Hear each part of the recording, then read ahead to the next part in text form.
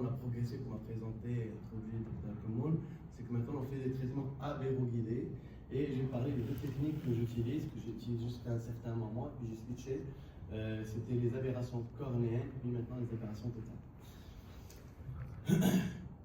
Alors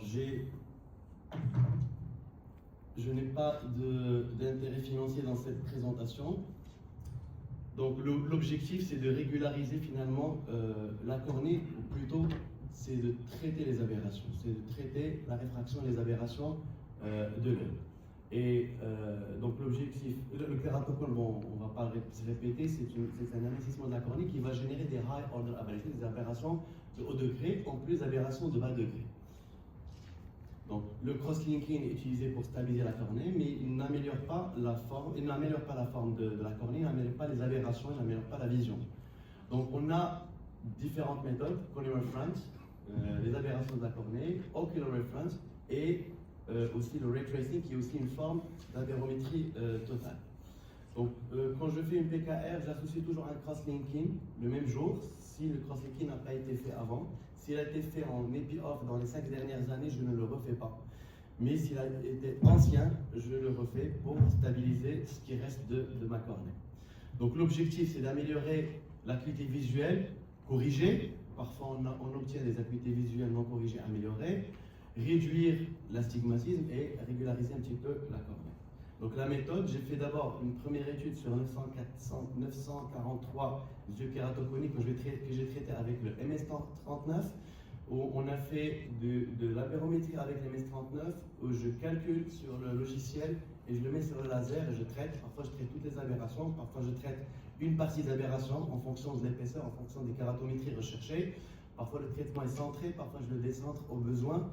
Et puis, depuis récemment que j'ai acquis le Peramis, j'ai switché un petit peu et je fais des traitements pratiquement 90% des cas en aberro-guidé et je ne fais le topo-guidé, le corneal reference, que si je ne peux pas faire l'aberro-guidé.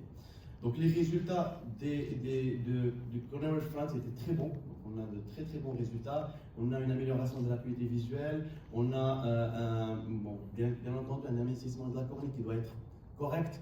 Il faut que le poids le plus fin, on ne va pas l'amincir de plus de 50 microns. Et on a une amélioration kératométrique et la Q-value, bien entendu, qui se positive relativement. Alors, par contre, j'ai une petite série de ocular reference, mais ce que j'ai remarqué vraiment, c'est les résultats qui sont extrêmement magnifiques avec l'ocular reference, qui m'a poussé à arrêter de faire les traitements par le MS39. Et pourquoi? Première chose, quand je fais les simulations avec les deux machines, j'ai toujours une ablation qui est plus faible avec le ocular reference, puisqu'il y a parfois des aberrations cornéennes qui sont compensées par des aberrations internes. Et donc finalement, la somme totale des aberrations en ocular reference est souvent inférieure à la somme des aberrations cornéennes et l'ablation et la quantité d'ablation tissu est toujours moindre. Donc, alors les résultats, donc les résultats ils étaient meilleurs et j'ai régulièrement maintenant avec des kératocones qui sont débutants modérés, des acuités visuelles à 10 dixièmes, 12 dixièmes. Ce qui m'a impressionné sincèrement. Donc sur la machine, j'ai les deux applications, donc je pars maintenant pour chaque patient, je vais aller faire le ocular.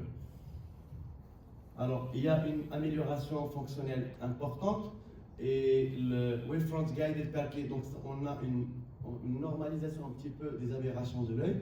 Et les situations où je ne peux pas faire l'ocular reference, c'est quand les aberrations sont trop élevées, quand j'ai parfois des anneaux intracornéens où la machine arrive mal à calculer, parfois quand la pupille est trop petite et que la machine n'arrive pas à calculer les aberrations. Mais quand la machine me permet de calculer, je fais avec le ocular reference total. Donc je passe rapidement sur ça. Je vais présenter quelques cas. Donc un premier cas, 21 ans, acuité visuelle à 2 dixièmes au niveau de l'œil gauche, vous voyez le kératocone. Donc toujours une pupillométrie, pupillographie pour ajuster un petit peu ma zone optique et faire au maximum un traitement refractive light. Refractive light, c'est comme ce qu'on fait pour les PKR réfractives, où je ne vais pas traiter une petite zone optique lorsque j'ai une pupille large. Bien sûr, au kératocone, on a beaucoup de contraintes, mais si je peux m'offrir le luxe d'avoir une zone optique qui dépasse un petit peu la taille de la pupille mésopique, je le fais. Donc ça c'est la bérométrie par le Peramis, qui est c'est la machine Osiris par CSO qui a été prise par Schwind et qui l'ont appelée Peramis et qui est linkée directement au logiciel de traitement de la machine. Donc ça nous donne la réfraction et les aberrations totales de l'œil. Et puis je commence à sortir mes profils d'ablation. Donc j'ai le premier profil et j'adapte ma zone optique.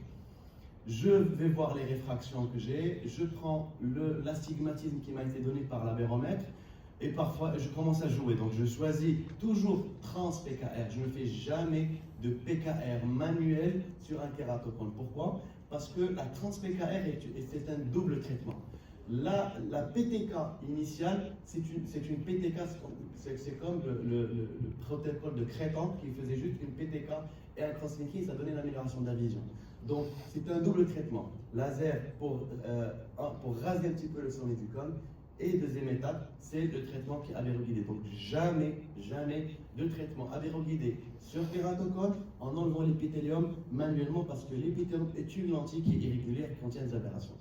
Donc, je choisis trans PTK et astuce, quand je vais aller mettre l'épaisseur de l'épithélium recherché, je ne prends pas l'épaisseur que je trouve comme ça sur le MS39 et qui va me donner parfois des épaisseurs épithéliales assez variables. Parfois, il me donne, je ne sais pas, en milieu 50, en périphérie 90. Je ne suis pas ça. Je vais aller chercher le point où j'ai l'épaisseur la plus importante sur les 5 mm centraux sur la zone que je vais traiter et je vais mettre le même chiffre au centre et en périphérie pour appliquer une vraie PTK. Donc, je vais aller voir la carte épithéliale et je vais aller sur la collerette. Je ne sais pas si je peux... Comment ça fonctionne? Je peux faire comme ça? Vous arrivez à voir le pointeur? Donc vous avez le donut, vous avez la zone la plus mince et vous avez une collerette au pourtour. Ben, je vais choisir l'épaisseur de l'épithélium sur la collerette et que je vais introduire dans la machine, dans le centre et dans la périphérie. Comme ça, j'ai fait déjà ma tranche épithéliale, c'est d'abord une PTK. Et puis, je vais aller rentrer voir mon profil d'ablation. Est-ce que mon profil d'ablation est plausible? Est-ce qu'il est logique avec la forme de la cornée? Je vais voir l'épaisseur de la cornée restante. Je vais voir la kératométrie post-opératoire et on a aussi du nouveau sur ça. Donc là, c'est mon profil que je vais ajuster et j'ai une nouvelle application que je commence à utiliser depuis, on va dire, 2-3 mois. Foresight, je ne sais pas si vous avez entendu parler. Le Foresight, c'est un simulateur qui va me donner la forme de la cornée en post-opératoire. Et donc, je vais voir ma cornée préopératoire qui est prise par la machine. Et en choisissant le profil d'ablation, il va me donner une simulation de la cornée post-opératoire finale sur au-delà de 3 mois. Et je peux, en fonction de la vision de cette forme de cornée, choisir de modifier ou augmenter le cylindre, ou diminuer ou voir si je peux augmenter la zone optique. En fait, c'est visuel. Je vais voir la forme de la cornée prédictible en post-opératoire. C'est un outil en plus qui va nous aider un petit peu à avoir de meilleurs résultats. Donc maintenant, sur tous les malades, même les chirurgies réfractives, on a le profil d'ablation. Vous voyez ici la simulation, le cône qui est asymétrique, et puis vous avez à la fin une centralisation du cône avec un aspect plus régulier. Donc c'est l'application Foresight qui a été développée par Schwind et qui est en cours de développement. Il y a le Foresight 1 maintenant, ils sont en train de travailler sur le Foresight 2. Alors, les résultats après 3 mois de certains patients traités en ocular reference, regardez en préopératoire, en post-opératoire, et vous avez une régularisation énorme et sincèrement, je n'en croyais pas mes yeux. C'est des patients qui voyaient 10 dixièmes, 12 dixièmes. Un autre cas, donc 4 dixièmes, toujours le même protocole, la taille de la pupille, l'abérométrie, le profil d'ablation. Je choisis toujours la zone optique la plus plausible. Je vais aller, excusez-moi, alors je choisis Ocular Reference. Non, excusez-moi, je pense que j'ai zappé quelque chose. J'ai cliqué un bouton.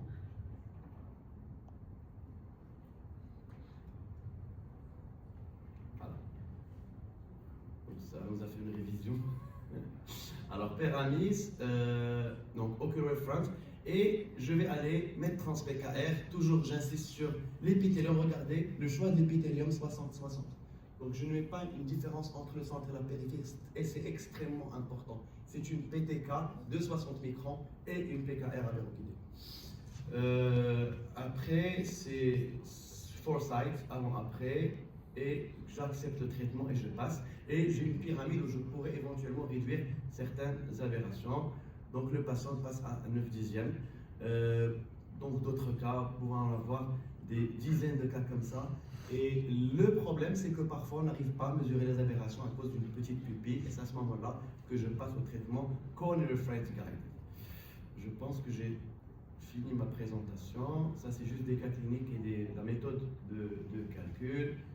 Donc, plusieurs cas cliniques comme ça qui sont super. Vous voyez, acuité visuelle, 10 dixièmes. Donc, je passe rapidement. J'ai plus de temps. Et ça se ressemble. Donc, pour ceux qui ont Schwind, ben, prenez le Pyramid. Vraiment, c'est un investissement qui va, vous allez voir, ça va vous libérer, ça va vous donner de meilleurs résultats. Et prenez avec le Foresight. C'est un outil supplémentaire qui peut vous aider à améliorer vos résultats. Voilà. Donc ça, c'est la littérature qui parle de Ocular Reference Guided et de ce type de traitement. Je vous remercie de votre attention.